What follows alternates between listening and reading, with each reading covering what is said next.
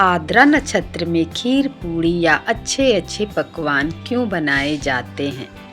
बरसात का मौसम शुरू होते ही गाँव में अक्सर बुजुर्ग कहते हैं आद्रा चढ़ गया है।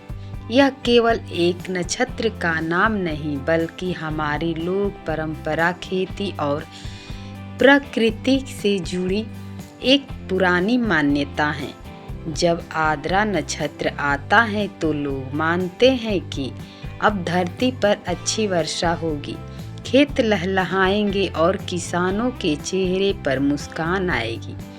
बहुत समय पहले की बात है, लोक कथा के अनुसार आद्रा की माता अपने पुत्र से बहुत प्रेम करती थी। जब आद्रा के आने का समय हुआ तो उन्होंने बड़े प्रेम से पूड़ी, खीर और तरह तरह के स्वादिष्ट पकवान बनाए। उन्होंने कहा, बेटा अब तुम धरती पर जाओ, वहाँ लोगों को वर्षा का सुख देना, खेतों को हरियाली देना और अन्न से भंडार भर देना। माँ के हाथ का भोजन करके आद्रा प्रसन्न हो गया।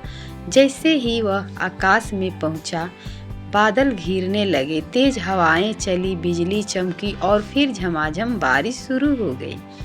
सूखी धरती पानी से भर उठी, नदियां बहने लगी, खेतों में हरियाली छा गई और किसानों ने भगवान का धन्यवाद किया।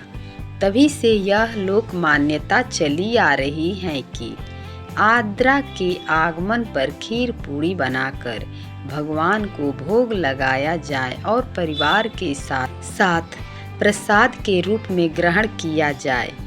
माना जाता है कि इससे घर में सुख समृद्धि आती है, अन्न धान्य की कभी कमी नहीं होती और वर्षा भी अच्छी होती है।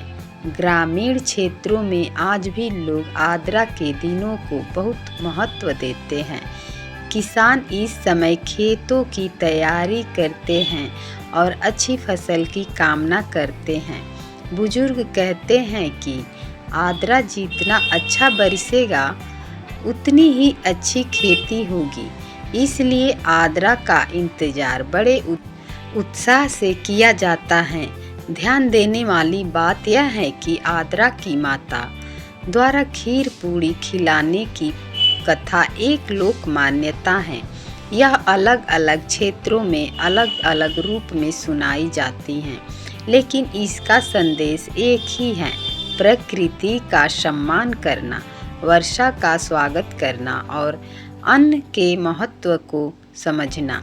इसी कारण आज भी जब बरसात की शुरुआत होती है, लोग खुशी से कहते हैं आद्रा चढ़ गया है, और जब उसका समय पूरा हो जाता है तो कहते हैं आद्रा उतर गया। यह केवल मौसम का बदलाव नहीं बल्कि हमारी संस्कृति, आस्था और प्रकृति के साथ जुड़ा एक सुंदर लोक उत्सव है। लाइक, सब्सक्राइब करके बेल आइकन प्रेस कर दीजिए और शेयर करें दोस्तों।